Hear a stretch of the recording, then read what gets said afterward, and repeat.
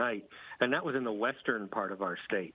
So we are asking all Virginians to prepare for what Florence may bring and to be ready for changing weather conditions as soon as midweek.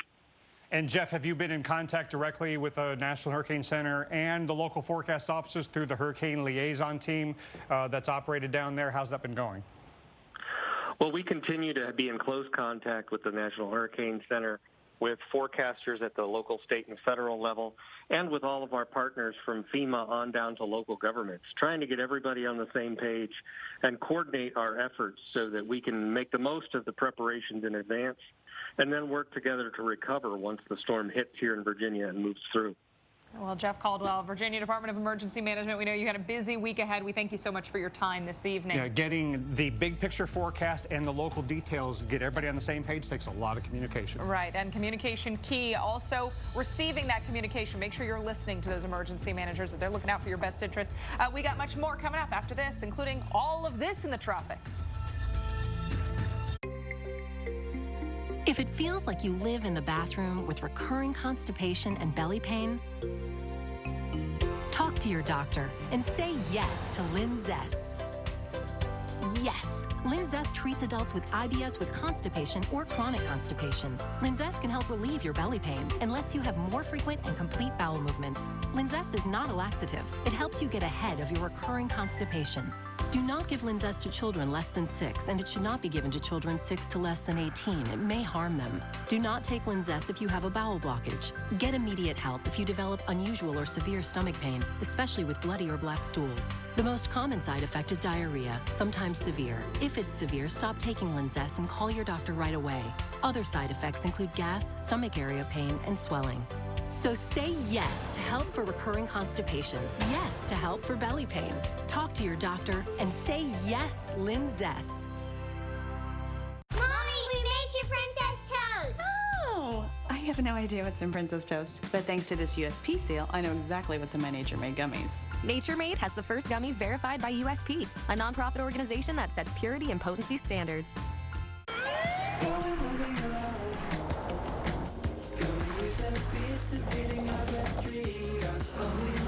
Michelin Premier. Safe when new, safe when worn. To get the most out of your mornings, you need to know what weather is heading your way.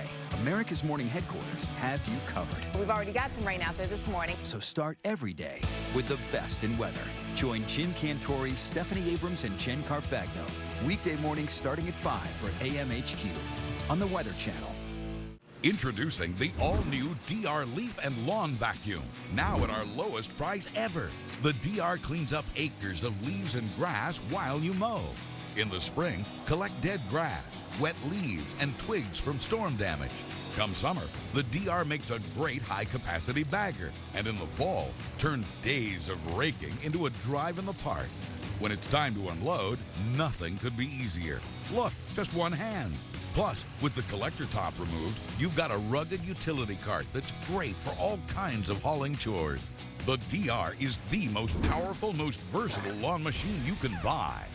Call 1-800-708-2105 for a free buyer's guide and DVD. Try a DR Leaf Vac on your own property for 1 year. Free shipping is now in effect, and our easy financing plan lets you make low monthly payments. That's 1-800-708-2105. Online at drleafvac.com. The weather and the case were actually paralleling each other. Without the weather conditions, there would be no conviction in this case.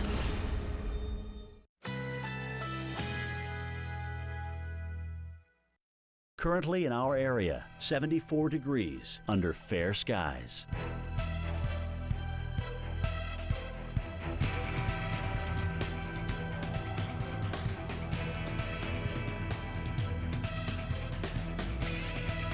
Tonight, mostly clear. A stray shower or thunderstorm is possible. Low 69. Winds light and variable. Monday, sunny along with a few clouds. A stray shower or thunderstorm is possible. High 89. Monday night, mostly clear skies. A stray shower or thunderstorm is possible. Low 70. Winds light and variable.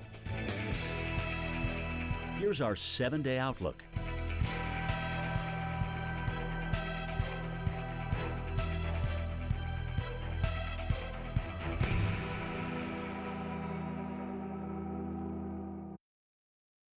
Whatever happens, we're going to have a lot of rain and a lot of wind.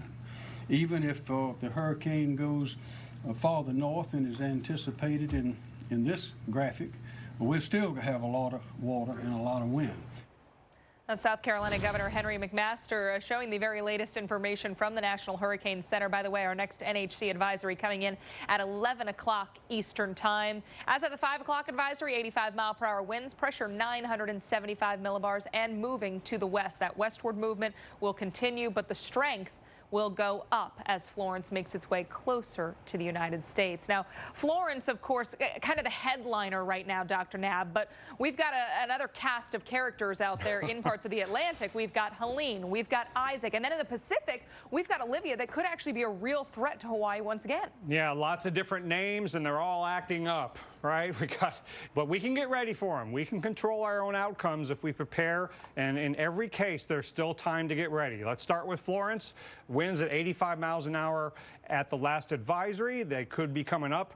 It'll be satellite estimates for a little while longer before the Armada really starts flying into it tomorrow and the next day. We're going to have NOAA G4 jet flying around it for the foreseeable future twice a day to get data into those models, try to get that track forecast as accurate as possible, get the models in better agreement. Unfortunately, there's a high likelihood that the models will continue to agree on some kind of scenario that doesn't look good for the east coast of the U.S. because the steering currents are so well defined with a high pressure off to the north and northeast that's going to become increasingly entrenched and strong, that's going to bring this hurricane westward and then west-northwestward at a pretty fast pace. It's only going 7 miles an hour now. It'll probably double that speed at times as it goes between Bermuda and the Bahamas. But then, near the end of the track, as it's arriving in the coastal area, it's forecast to slow down as the steering currents collapse. But along the way, rapid intensification at times. And then after the landfall we expect of a major hurricane, then the 5 days after that might not be so good either, because if you look at the European ensembles, there's a lot of slow motion in here. These tracks are out to 10 days, and a lot of them are still over some part of the eastern U.S. or close by. So this could really be a long duration event. Really worried about an inland flood disaster that we've got to prepare for and make sure we stay off the water-covered roads. Have until about Wednesday evening guaranteed time to get ready for winds of tropical storm force. Maybe they'll wait a little longer than this, but we know we got Monday, Tuesday, and most of Wednesday to get ready.